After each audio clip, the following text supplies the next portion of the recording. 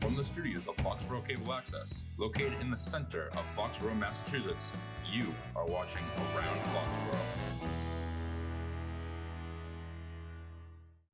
Hello and welcome to Around Foxborough, the show where we talk about the people, places, and things that make Foxborough the gem of Norfolk County.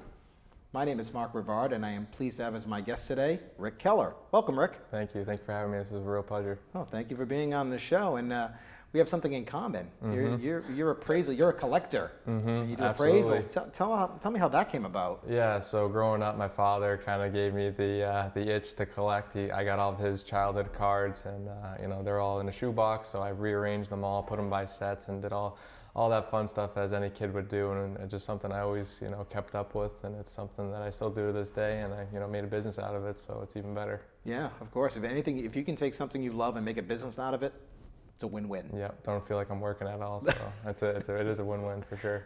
Yeah, and collecting's gotten really big, especially during the pandemic. People had nothing to do. They decided, hey, I'm gonna go back into my closet, see what I got. Ooh, I have this. Maybe I can finish this set. And then they start buying, and then the grading companies come into play where they start, you send them out to get graded, and the higher the grade, the better premium you have on the card to sell it. Absolutely, yeah. COVID really put, gas on the fire there. Even before COVID, it was kind of trending upward. So, everybody was at home. They weren't spending money going out to eat dinner and all these things. So they had all this extra income. What were they doing with their kids? Buying sports cards, all the nostalgia things. So it really helped out the industry. Yeah, even Magic the Gathering, Pokemon, those are all Pokemon's huge red hot. still. Red hot Pokemon, yeah. Unbelievable. I know people that do tournaments for Magic the Gathering. It's insane. And the product, when I was a kid, and I'm going way back, when dinosaurs roamed through my backyard. No, not that old. Cards are like 25 cents a pack. Now, they sort of price some of the kids out of the hobby. The prices are incredible. Yeah, even for the new Bowman product, I know for baseball, it's pretty hot around here. It's like $450 a box. Yeah, who so can afford that? It's crazy. Yeah, it's all adults buying it. Yep. The kids can buy a single pack here and there for whatever, $8 to $15, but it's pretty nutty. It's pretty nutty stuff. Yeah. You also got some inspiration from a librarian at the Ahern School. Yeah, Mr. Rossetti. He was one of my favorite. He wasn't a teacher. I guess a teacher of sorts. He was a librarian, but he would always have the Beckett's kind of set aside for me. And for people who don't know, the Beckett's are obviously the price guide.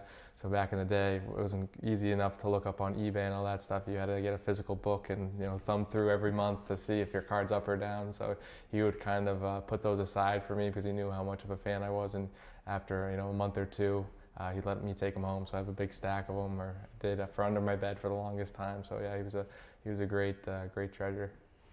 And it's funny. I thumbed through a copy of Beckett recently, and I looked at the beginning of the book. They usually have the hot card list, whatever sport it is, because it used to be a multi-sport book. Now they have one for football, baseball, basketball, hockey. They even have one for Star Wars collectibles. Oh wow, I didn't even know that. Yeah, Wow. I have a lot of Star Wars collectibles at home. But yeah, and you look at the prices back then, you say, oh, that card's worth $100. Now you look at them, you see Tom Brady, autographed rookie cards going for $1 million. Yep. You see, it's incredible. Yeah, it really is. The growth in just, like I said, the last decade when I was in middle school, it was really unbelievable. I remember Mike Trout was in those books, and he was just kind of coming up through the grapevine, and Mr. Rossetti was high on him, and he had a stack of them. So I'm sure Mr. Rossetti's probably a millionaire, doesn't even know about it, or he does know about it. But yeah, even those Mike Trout cards, the base cards are worth a couple $1,000s a piece, and they were once $50, $80. So yeah, it's pretty nuts. I remember, and this always bothers me. In the year 2000, I was still collecting. And I bought a pack of cards, and I pulled out this rookie quarterback for the New England Patriots, and it was on the card autographed Tom Brady. And a buddy of mine who I've known for years, he used to give me cards. I gave him cards, so I gave him the card because at the time Drew Bledsoe was the man. Oh, man. There was that's a sin. That card is thousands of dollars now. It's just amazing. You don't know what you have because, especially with sports, because you don't know if the person's career is going to go big. Are they going to be Peyton Manning or are they going to be Ryan Leaf? Yeah. I was looking at that exact card, playoff contenders. So that's the base version, and then there's a numbered version, the championship ticket out of 100. But yeah, that exact card I was looking at today, actually, it was $13,000 for a PSA 3. Wow. So the grading scale, obviously, you and I know 1 being poor and 10 being gem mid. So a 3 is pretty low, but that card is the holy grail for pretty much Brady guys. So Yeah, Yeah. that one hurts. That one hurts. I Yeah, bet. it hurts, but that happens. That Yeah. happens. Mm-hmm. But not only sports cards, you also do other collectibles too, appraisals of Sure. medals and jewelry. Tell me a little bit about that. Yeah, so it's just kind of like anything. I started with the sports cards and sneakers, kind of the sneakers I grew out of and the clothing. And then I kind of pivoted to, bullion and jewelry because they're quite similar. And then, yeah, it just kind of happened naturally. I fell in love with it and it became, interesting for me. So, it happened naturally and, it kind of happened naturally, yeah. Yeah. So basically, what does your business model look like? So you're starting a business, is that correct? Yeah, I've been in business for a couple months now, but obviously been interested in all this stuff for years upon years, if not my whole life. But my business model is pretty simple. It's a lot of word of mouth right now. I have a website, perfectpastime617.com. It's currently under construction, so I'm getting it all, the finishing touches and all that good stuff. But I do a lot of local events at the Boyden Library down the street. I host free events for people bringing their family heirlooms or just something that they inherited, in their closet or whatnot. So I like to do that. Iron sharpens iron, so I get more versed in different collectibles. So it helps me out. And I hang a number on it to them, and sometimes we come to terms after the fact, or I can push them in the right direction to say, this guy I know, he's a great guy, he'd be the right guy if you ever wanted to sell it, type of thing. So yeah, it works great. Yeah, and I mean, what's some of the craziest stuff you've seen, like expensive, valuable? Yeah, so one gentleman brought in a Bobby Orr stick, game used, Wow. from his second season. I ended up acquiring it, so that was pretty cool. But I'd say that was pretty cool, because typically people will write like a little blurb of what they're about to bring into me. But I had no idea that he was bringing that in. His wife wrote down like costume jewelry or something like that, so he pulled it out kind of like a lightsaber from like under the table, and I was like, sir, if this story checks out, I'm like, this is big money. Did the light come from above? Right he was clicking his heels, and the whole story how he acquired it back in the day from his father and everything was real cool too. So that was probably pretty cool. A lot of people bring in different types of ivory and stuff like that. So again, it's just one of those things from a generation of old. We don't see elephant tusk and whale teeth and all that stuff. But there's a lot of unique stuff out there, and I'm always happy to see it. Rare metals, is that another biggie? Yeah. I personally collect a lot of bullion myself, and then the jewelry, like I said, kind of stems from that. But a lot of people have coin collections. Morgan dollars, walking liberties, some of that stuff, the JFK half dollars and, silver quarters and so on and so forth. So yeah, a lot of coin collections I do see regularly. Yeah, my brother's a big coin collector, and he got me into the hobby as well. I haven't been as in, but every time I get change, I look through it. Okay, wait a minute. Ooh, what's 64 that? 64 and before has the key for the silver. Silver, Mm-hmm. Yeah.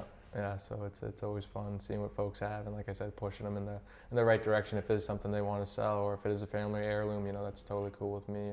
I appreciate that. I like preserving history. I'm an old soul, so that's the number one thing for me. Yeah, absolutely. I'm all about classic, vintage, from when I was a kid. One of the things I got recently, I finally put together a set because all mine got thrown away. Oh yeah, that's a story here a lot. The original 12 Star Wars figures. Oh wow. Yeah. That's really cool. Yeah, those are super valuable. Are they in the card still or no? No, they're not in the card. Yeah. I wish they were in the card, but still, just to have them pretty much authentic, in really good shape. Yeah. On the stand. Is a rarity. Rarity. Yeah. And I mean, I had some of those. Yeah. And they got tossed. Mm-hmm. The one thing my mom didn't toss was my sports cards. There you go. I still have them. Another rarity. Trust me. That was not debatable. Yeah. Trust me. I hear a lot of horror stories how moms threw away stuff and how people would be, millionaires and all this stuff. So, yeah. My dad, passed away years ago, but he had like Ty Cobb. Oh wow. Those kind of cards, because he grew up in the 30s, and he goes, I wish I could have handed those down to you, but my mom threw them away. Yep. Like, really?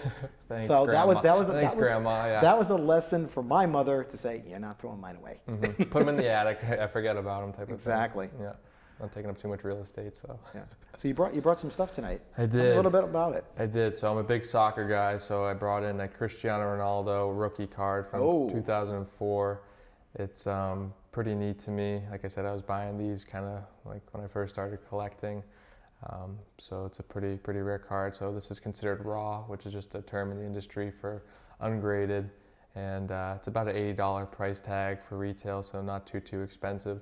What you can do is send them out to a company called PSA, and they're out of California, and get them encapsulated. So it's not Mark or I's opinion, it's PSA's opinion. They don't really have any skin in the game, so they're a third-party authenticator. And this graded a 9 out of 10, so it's pretty strong, and that raises the value from 80 to about 210. So it's definitely advantageous to throw another $30 at it or so. So those are them too. So yeah, like I said, I'm big into soccer cards. Another thing that's cool that we see a lot is a lot of bullion and silver coins. So this is a Walking Liberty, 1989. Again, it's probably about a $40 price tag, $35 to $40. It's 1 ounce and 3 nines, so it's quite pure and a nice looking coin. It was a dollar coin. And then we have a similar coin. This is from a private mint. I don't know where they're based out of, but again, some folks obviously that last coin was minted by the U.S. government, and then this coin is a private mint, so Mark or I could be melting down silver in our backyard and pumping these out. So there's a bit of a premium there, obviously over spot, about $35, because some people like the novelty of these coins. So yeah, nothing too crazy, but stuff that I like. Metals and sports cards that I think are pretty neat. What's great about that too, and we let people know that when it comes to sports cards, it all depends. Obviously, it depends on the rarity, but also the trajectory of that person's career. Absolutely. Take, for example, at home, I have a Mark McGwire rookie card. Oh, yeah. When he was chasing the record before the whole steroid accusations, that card went for a couple $100. Now, maybe 5, 10. Exactly. Unless it's graded, then maybe 50. You're exactly right. Yeah. And it's weird how, the way to get into the hobby is start at the beginning, grab these players, grab their rookie cards while they're still a rookie, and then you sort of hope. Yeah.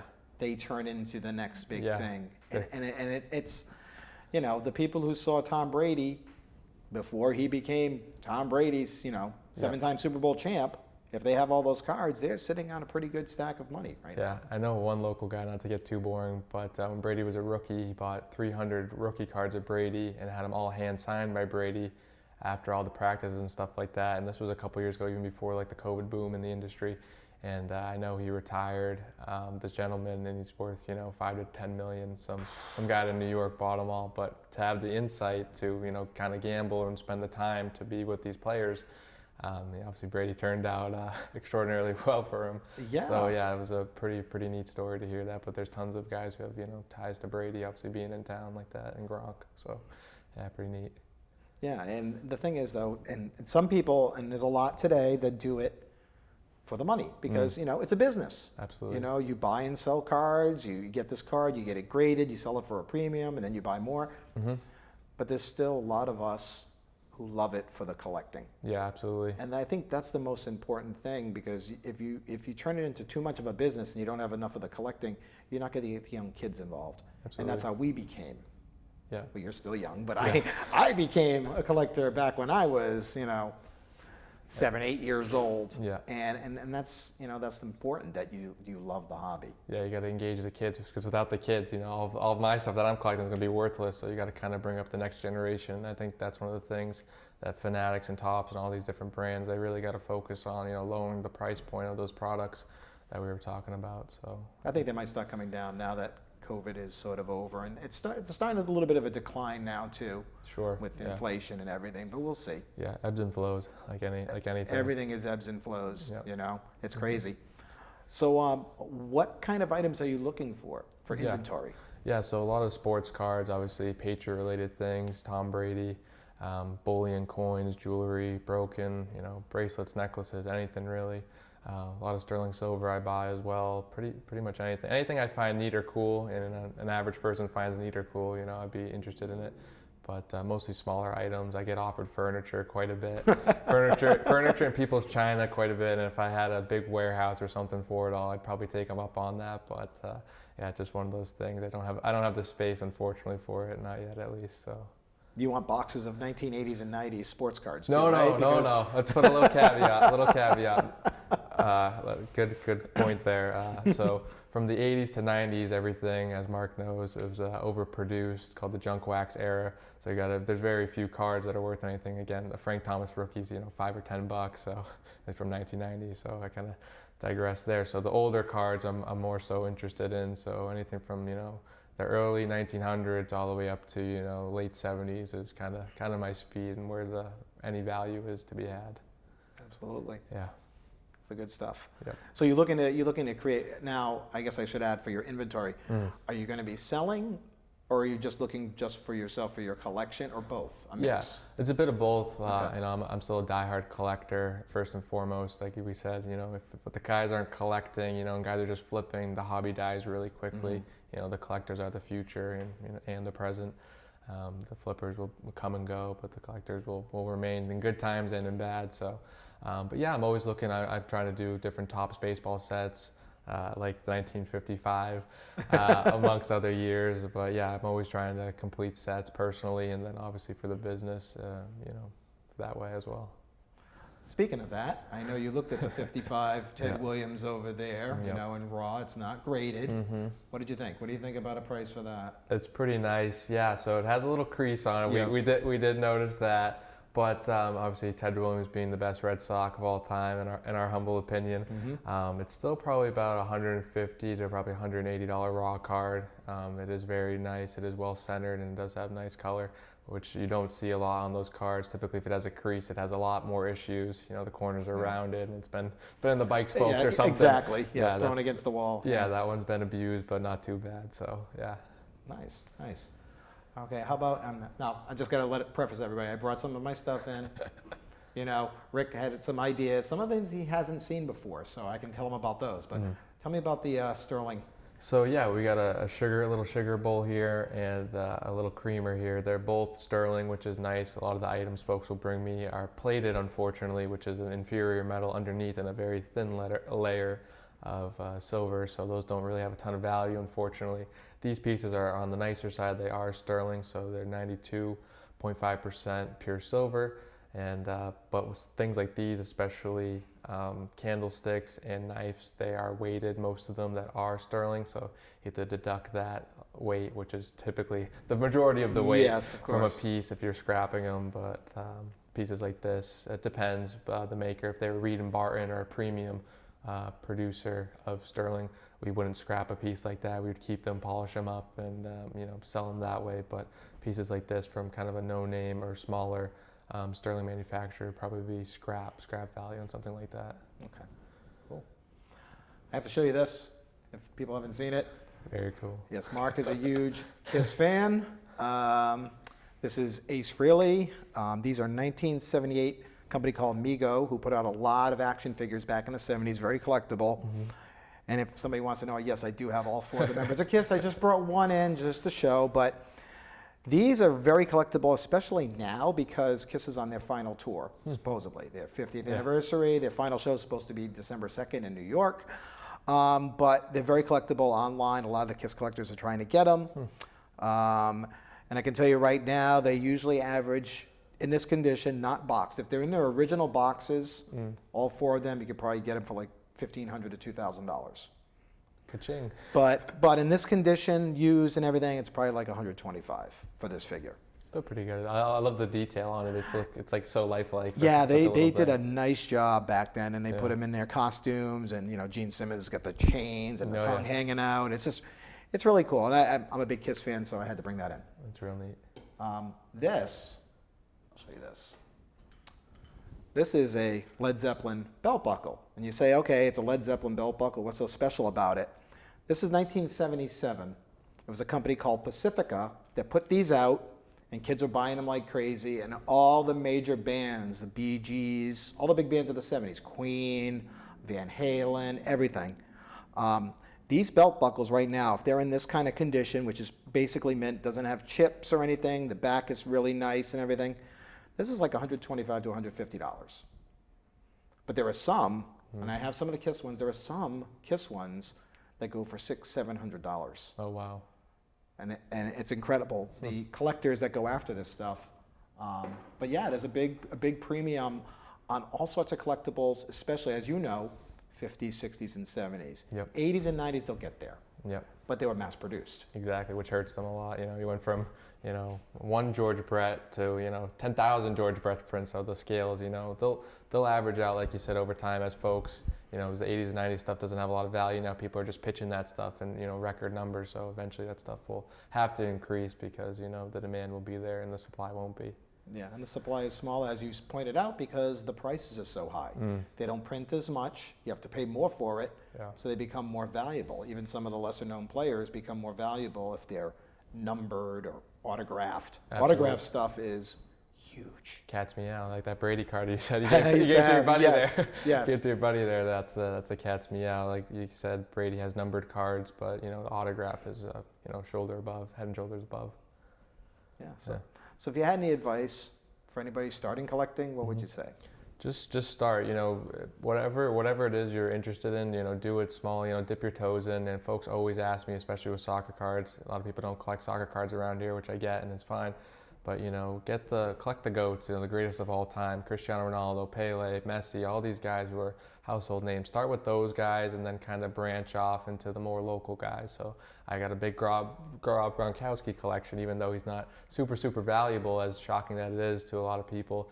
I still collect him. So you got to, you know, personally collect, you know, the guys and people who you have nostalgia for and liked growing up. You know, I remember always seeing Rob at Lowen's back in the day, the little deli, little deli in town, and just him being just a, you know, complete goofball. So he's ingrained in my memory forever, and you know, all the touchdowns and stuff for him. So you got to collect what you like and, you know, kind of grow from there.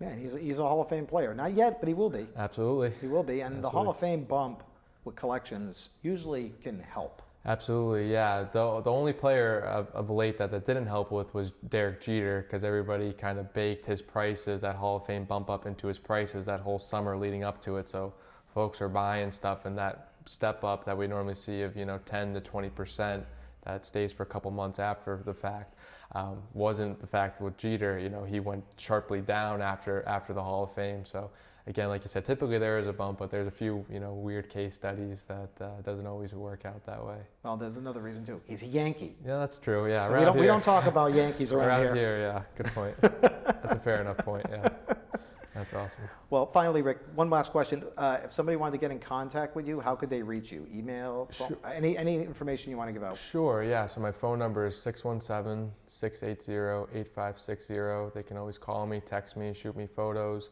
And then my email address is perfectpastime617, all one word, @gmail.com. So again, they can feel free to, you know, reach out to me that way, shoot me photos. And again, I always do a lot of house calls. So if somebody doesn't want to lug all their stuff to me, you know, I'm more than happy to come to them, you know, if they're local, far away, whatever, you know, I travel. So nice. Awesome. Well, thank you so much for being on the show, Rick. I'm pleasure. sure everybody learned a lot. And obviously, if anybody wants to contact Rick, you know where to contact them to get your stuff looked at. Absolutely. My pleasure. Thank you for having me on, Mark. Thank you. Take care. And that'll do it for Around Foxborough. Have yourself a great day.